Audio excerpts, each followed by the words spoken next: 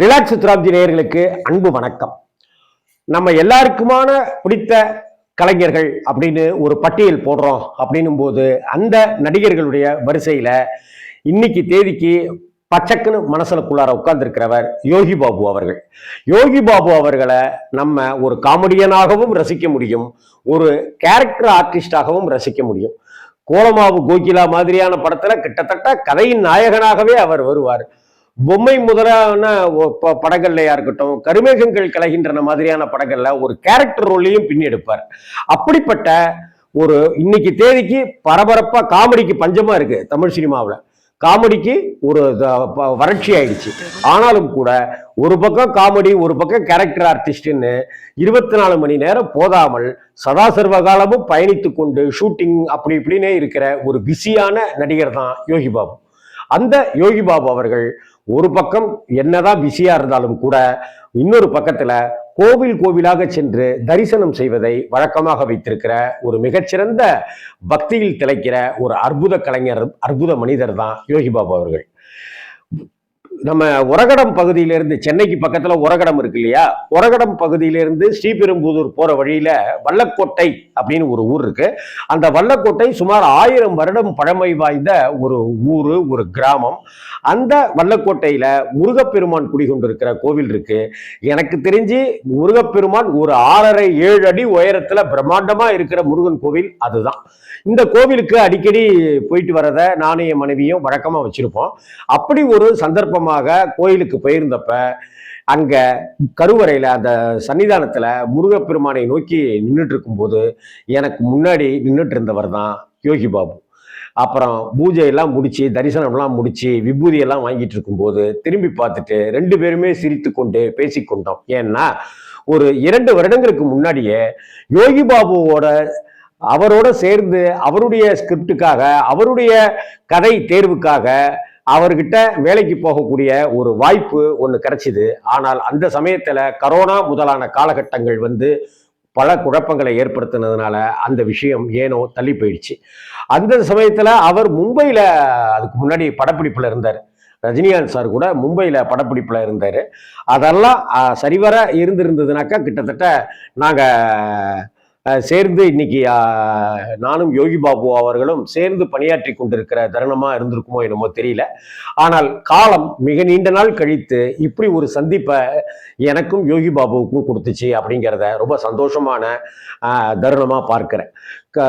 இந்த உலகம் ரொம்ப சின்னதுங்க, நல்லவங்க நல்லவங்களை சந்திச்சிருவாங்க அப்படின்னு முகவரி திரைப்படத்துல பாலகுமாரன் சார் வசனம் எழுதியிருப்பார். என்னுடைய குருநாதருடைய ஆசீர்வாதம் எனக்கு பரிபூர்ணமா இருக்கு அப்படின்னு நான் நம்புறேன். அதனாலதானே என்னவோ பாலகுமாரன் அப்படிங்கிற திருநாமத்தோட இருக்கிற முருகப்பெருமானுடைய பெயரை கொண்ட என்னுடைய குருநாதர் பாலகுமாரன் சாருடைய அவருடைய ஆசியும், வல்லக்கோட்டை முருகனையே சதா சர்வகாலமும் போய் தரிசனம் பண்ணிட்டு இருக்கிற எனக்கு இப்படி ஒரு தடக்குன்னு ஒரு வாய்ப்பும் கிடைச்சதுங்கிறது ரொம்ப ஒரு ஆனந்தமான ஒரு மகிழ்ச்சிகரமான சந்திப்பு அப்படின்னு தான் சொல்லணும். ஒவ்வொரு சந்நிதிக்கும் அவரும் நானும் சென்று தரிசனம் பண்ணினது, அந்த கோவில் பற்றிய ஸ்தலபுராண விவரங்களை அவர்கிட்ட நான் நிறைய பகிர்ந்துகிட்டது. இதை தவிர இப்படி ஒரு கோவில் அங்க இருக்கு, இப்படி ஒரு கோவில் இங்க இருக்குன்னு நான் எழுதிய, நான் பார்த்து வியந்த ஒரு அதிசயமிக்க அபூர்வமான அமானுஷ்யமான கோவில்களை பற்றியெல்லாம் அவர்கிட்ட நான் பேசிட்டு இருந்தேன். அவர் அங்க எல்லாருக்கும் போட்டோலாம் செல்ஃபிலாம் எடுத்துக்கிட்டாங்க. கொஞ்சம் கூட மனுஷன் முகம் சுளிக்கவே இல்லாம அத்தனை பேர் கூடயும் செல்ஃபி எடுத்துக்கிட்டாரு. ஒரு குழந்தையை தூக்கிக்கணும் அப்படின்னு சொன்னப்ப குழந்தையை தூக்கிட்டாங்க.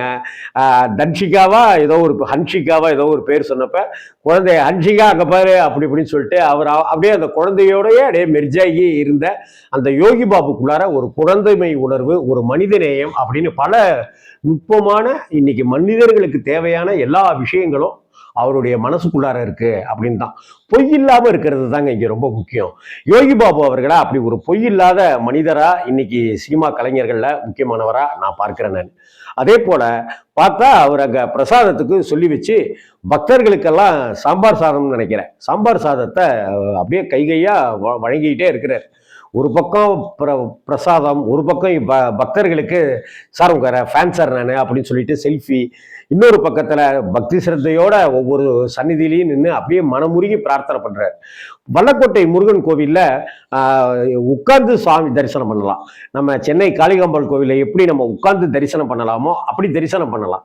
ஆனா மனிதர் வந்து முருகப்பெருமானுக்கு எய்த்தாப்புல உட்கார மாட்டேன் அப்படின்னு சொல்லிட்டு ஓரவு நின்று தரிசனம் பண்றாரு அவர். அந்த அளவுக்கு நம்ம அப்பா கிட்ட எப்படி மரியாதையா இருப்போம், நம்ம தாத்தா கிட்ட எப்படி மரியாதையா இருப்போம் அப்படின்னு.